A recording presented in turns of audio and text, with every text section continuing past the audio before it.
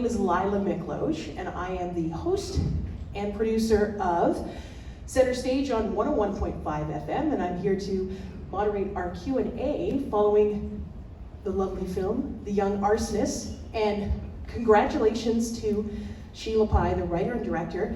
This is her first feature film.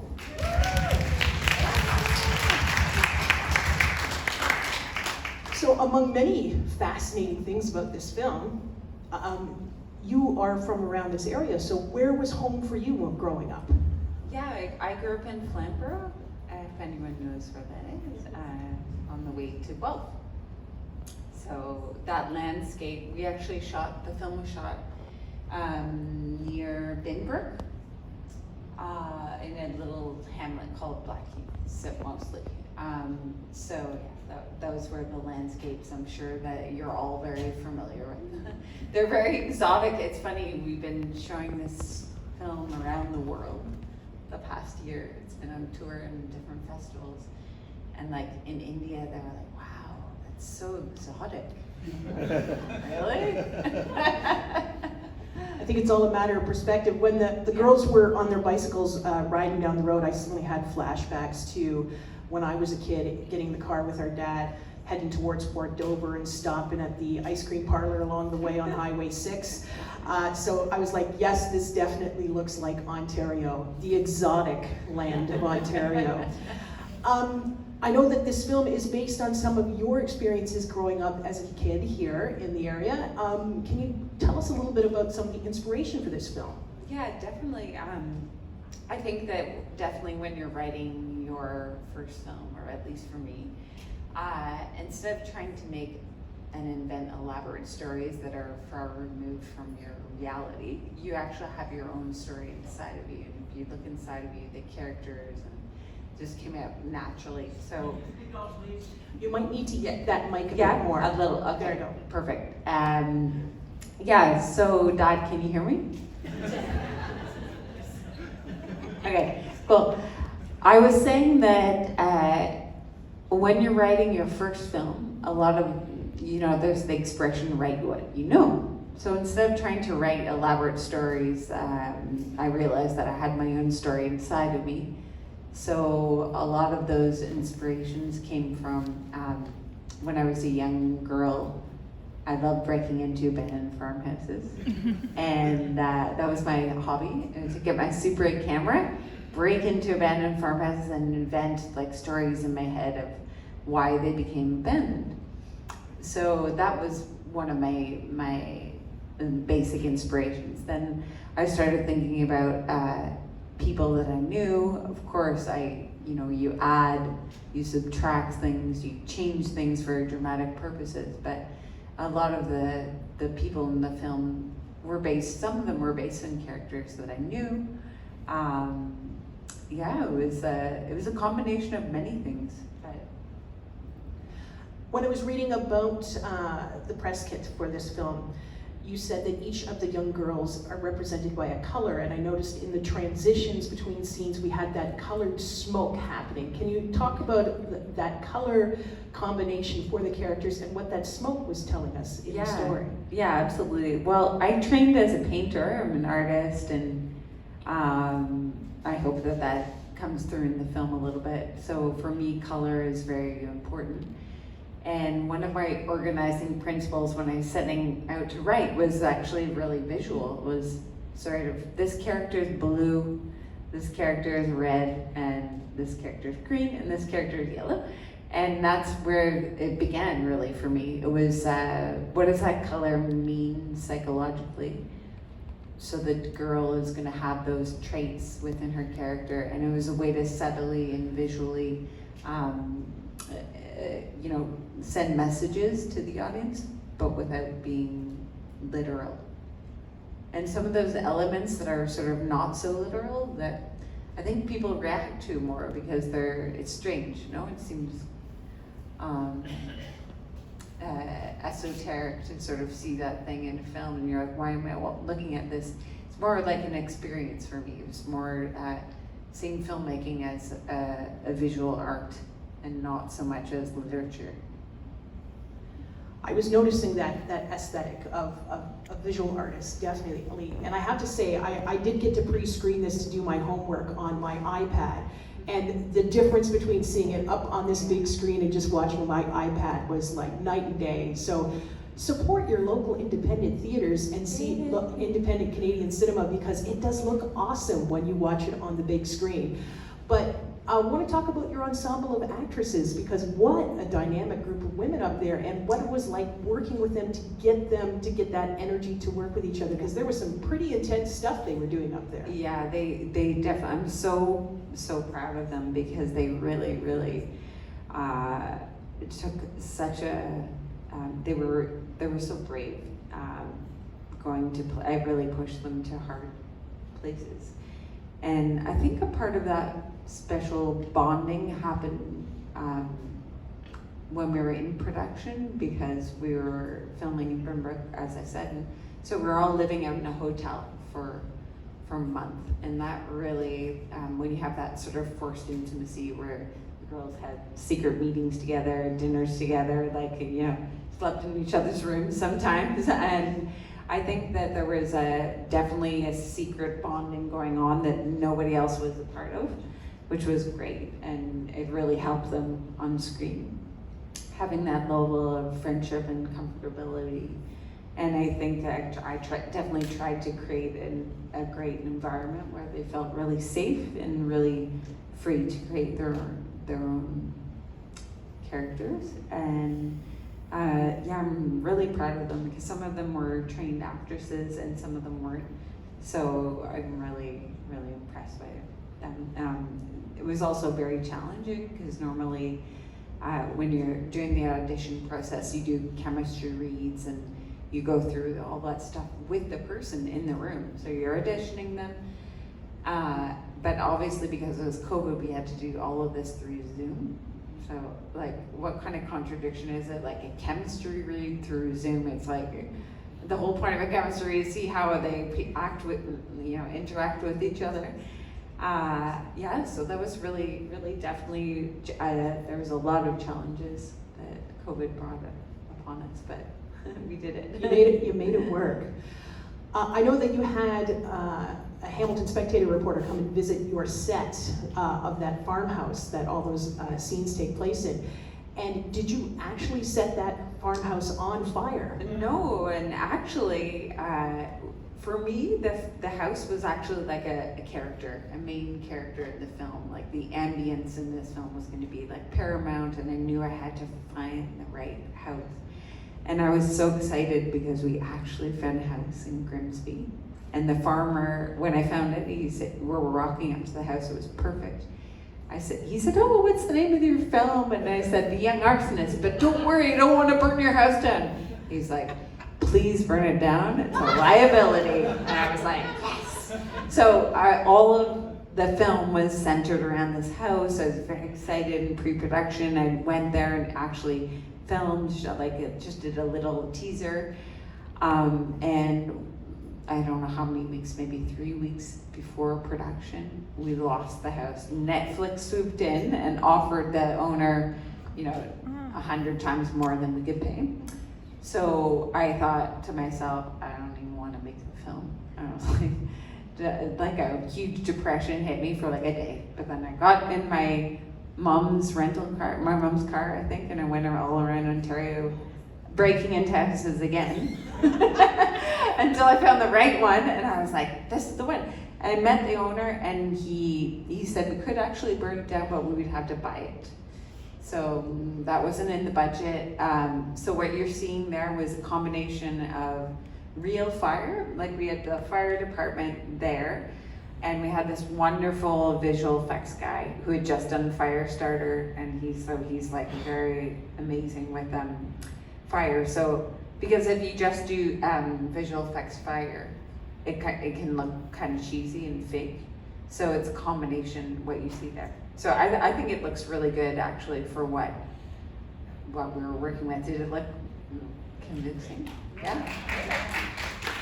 I was convinced because I thought, I think I really burnt that house down. we're supposed to. But anyway. Because it didn't look like that cheesy special effects when you're watching TV shows and you tell there's like animated fire that they added in. It looked real. So there was a lot of amazing professionals with so much experience working on the film, and they did it for free or for very, like 1/4 of the fee. Like I said, the visual effects guy, the stunts coordinator, all these amazing people that came out and did me a solid. I've heard your film referred to as the Lady of the Flies, as we see this relationship between all of them getting toxically intense after a point. But I also wanted to talk about, you don't shy away from the reality of puberty for girls and the reality of periods, and we see that very explicitly put up on the screen, which is a real change of pace, because we usually get, kind of coquettish talking about these things. Why did you decide that you wanted to show that in the way you did? Yeah, well, one of the things was that all the shame and fear that young women have with something that's beautiful and natural and inside their body and so important, we're just culturally like shamed, and we make you, as a young girl, you feel like, oh, something dirty inside me. It was like horrible, and it was to break that taboo. And we never hear, it's such an important thing, but we never hear it talked about. I knew one of my ideas for sure was when I was going to art school and living with a bunch of other people in a house. That was my first time experiencing the phenomenon of like the girl that was more dominant, which was me, sorry, actually. All the other girls that I lived with, their cycles, their menstrual cycles sunk up to mine, and we all started having our period at the same time. And I thought, man, if this was like something that happened to men, we'd all hear, about this in literature. We'd know all about it. The Great Sinking. But nobody knew about it. Nobody knew about it. I thought. So I'm happy that the world is slowly hearing more and more stories told by female filmmakers through Feminine Eye. And I could very much relate to the young woman who decided, well, she didn't decide, her body decided that, yes, while I'm wearing a white dress at church, this is when I'm gonna have my very first period, because my very first period, I was wearing a white dress at Cops Coliseum at a Jehovah's Witness convention, and good times. And I'll give Jehovah's Witnesses this: they were very progressive. There was free tampons and free maxi pads in the bathroom for everybody there. They were ahead of the curve. Look at them! Look at them! So I could very much relate. Sorry to cut you off. Go ahead. There's a bit of a funny period story, but there's a line in there that says like, I thought I shit my pants when I first got it. And then she said, yeah, it's supposed to be red, not brown. And that happens to the little girl. You go, what is that weird brown streak in my underwear? You're wiping and going, what's happening? That What's going on? This is not, it's very confusing when you're not given the information that you need for those things. Also, a delight to watch Misha up there, because when the scene in the church happens and I'm hearing the singing, I'm like, oh, is there a soloist in the church? Well, kinda. How did that casting happen? Because that was inspired. Yeah, she's amazing, Misha. Actually, funnily enough, I didn't meet her in Canada. I was in Madrid, where I was living at the time, and I went to the opera, and there was Dead Mom Walking, the film. They had made an opera version of it, and Misha was one of the characters. And a friend of mine was an opera singer, and he introduced me to her, and ironically enough, she knew my little brother.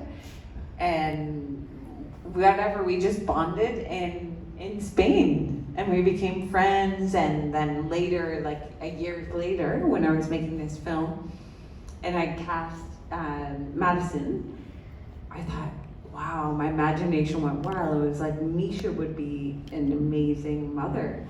And Misha's real story, I thought, an opera singer from Nova Scotia, growing up in the 80s in rural Nova Scotia. Imagine being a Black woman growing up there. I'm going to become an opera singer.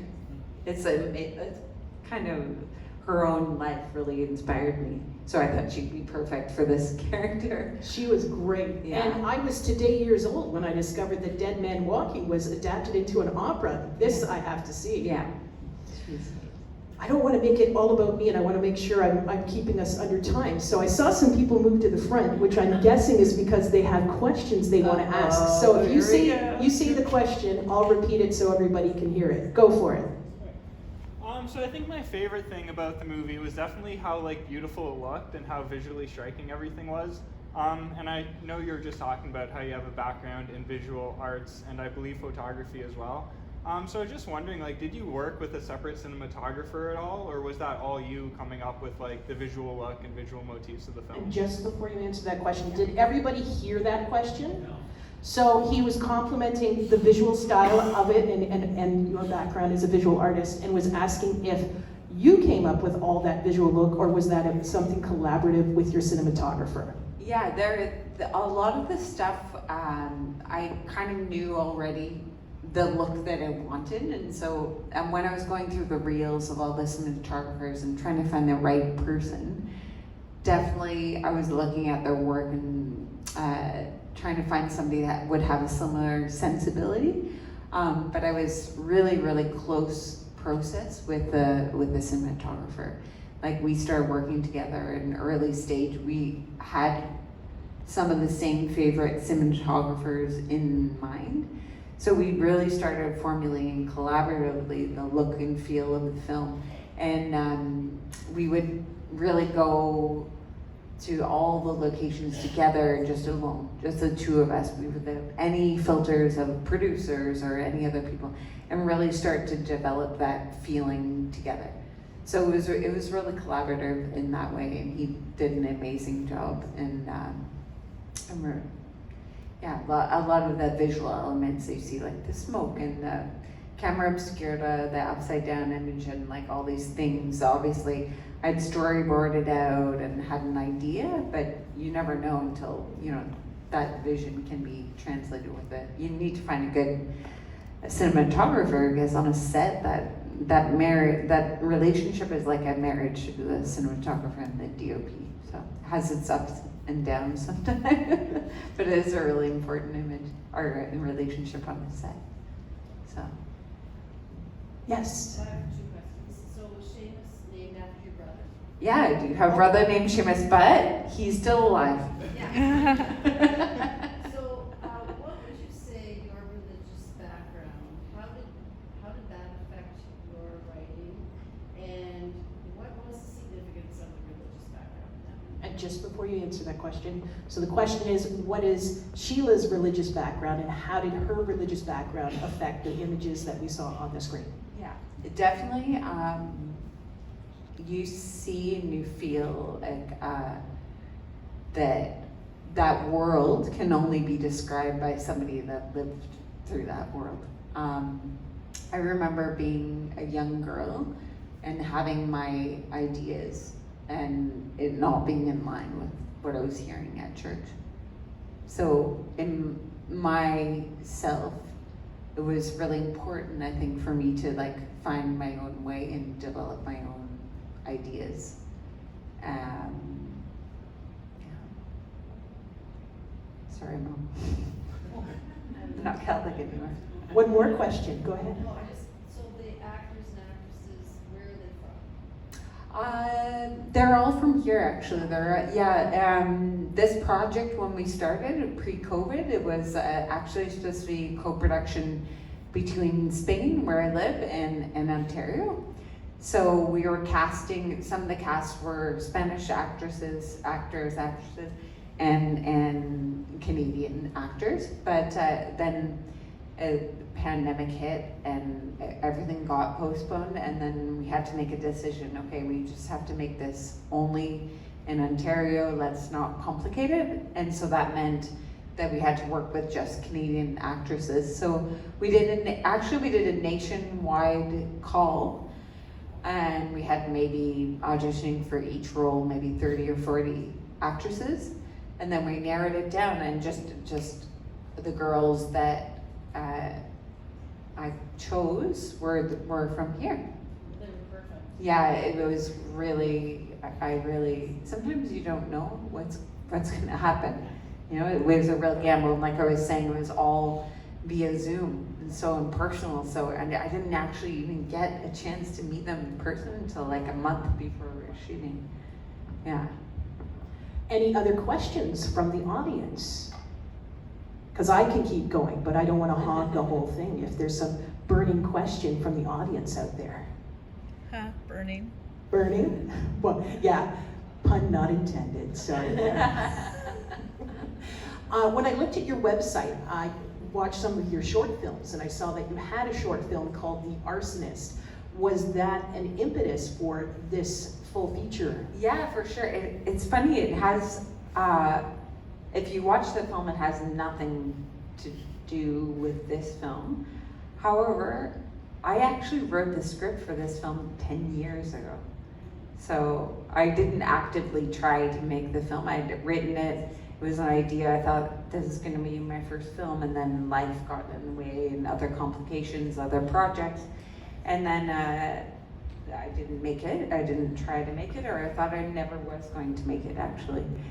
But there was something in that, something inside of me that says I need to burn down a house. I read a beautiful interview with the late R.M. Vaughan and you about your collaboration with your ex-husband, who you still work with. But this film was not a collaboration with your ex. Yeah. And just wanted to ask you the difference between being in a collaborative creative mode versus being in a solo creative mode. Yeah. Although making a film is a very collaborative process. Yeah. So Nick and I really met in art school, and we grew up as artists and human beings, like in our 20s. And we learned a lot. We never actually made films together, and I started on my journey of like trying to investigate like making more narrative films, and he didn't want to do that. And we don't actually work together anymore. So our collaboration was really on that, it was really based on our relationship, and and I had my own vision of what I wanted to do, and it didn't really have anything in line with his vision. So definitely the narrative filmmaking is like my own thing journey that I went on. And so doing this project with your own creative vision, with your own drive, how was that process different for you? Oh yeah, it was actually, when you create something collaboratively, it's almost like it feels like safer, right? Because it's like, oh, you always have someone to rely on, somebody that gets you. Whereas when you're creating alone, it's like, wow, you're really out there by yourself, and you have to be more brave. I think there's some safety in creating in a collaboration. And we got another hand up. Go for it. Yeah, so the other thing I wanted to say was the other thing I loved about the movie was the lead actresses, particularly Nicole and Veronica. Like, their actresses were amazing. And I noticed like some of the themes of the movie were kind of about like the bonds and the love that formed between these girls due to the fact that they all had something traumatic happening in their lives. And I noticed you really kind of only explored the home lives of Nicole and Veronica, and we didn't get to see much of the lives of the other two girls. Was there a reason for that, or was it ever part of the story? That's Just before that, because I don't think they heard this question. So there's two female characters who we really explored their trauma in the film, but we didn't get as much exploration of the trauma of the other two girl characters. And the question is, why was that the case? Yeah, exactly. That's a really good question, because I had written the backstories of each of the characters, so we really went into each of their home lives. I was working with story editors and we started going into the script, I started having to pare it back like in a huge way for narrative clarity and length. Like, I started realizing, man, I really need to start distilling it and focusing just on that relationship, because there's already so much going on, and that was painful to me as an artist. I had to kill a character. There were 5 girls, so actually I had to decide which one is the weaker of the ones, and like cut her whole story, cut the whole backstory. I had unlimited time and resources, I would make a more elaborate film. But I had written all that backstory and those beautiful stories of each character. And it really was painful to me to that sometimes you do have to kill your babies. And even the way the film is now, watching it tonight, I haven't seen it in a while, I realized, wow, there's just so much going on. I wish I even focused in even more and had less noise going on. But anyway, live and learn. The girls in the film have parental figures that are all lacking in some qualities, but I have to say it's pretty awesome. Your mom and dad are here in the audience tonight, brought their friends and family with them. I didn't have a troubled home life, just so you know. But just want to ask you, your parents, how have they been an inspiration and support to you as an artist? Yeah, they're well, definitely the values that they instilled in me, the connection with nature and the landscape that I grew up in that world, definitely made me who I am. And actually, it's funny because, having gone away and living abroad and whatever, it was ironic that I had to, when I wanted to make my first film, I had to come back to that place where I grew up to feel free to create. So I'm grateful to them for making that safe space for me. Yay! Yeah. One final question for you. So this is your first feature film. Are there plans for another feature film? Of course, there's non-stop ideas. I've actually written, I was working on another film called The Red Virgin, about a mother that killed her daughter. So it's another romantic comedy. I made the short film in Spain, and I wrote the script for the feature film. So I'm on track to make that feature project. However, it's a big, elaborate project, big budget, and it's shot in Spain. And Amazon Studios is currently trying to take some of it from me, so I'm in that battle. But I'm working on another project about Agatha Christie, actually. In the place where I live in a really special place called Provenza. And I found out when I moved there that she lived there, and she wrote a short story there. And I started an investigation and found out things about her real life. I didn't know this, but she went missing in real life for 14 days and showed up. Everyone thought she was dead, and she showed up 11 days later in a spa in England and claimed amnesia. No one ever knows. No one to this day knows what happened to her during those 14 days. So my story is kind of like a fun, murder mystery about what happened to Agatha Christie during those 14 days. Fascinating. Yeah.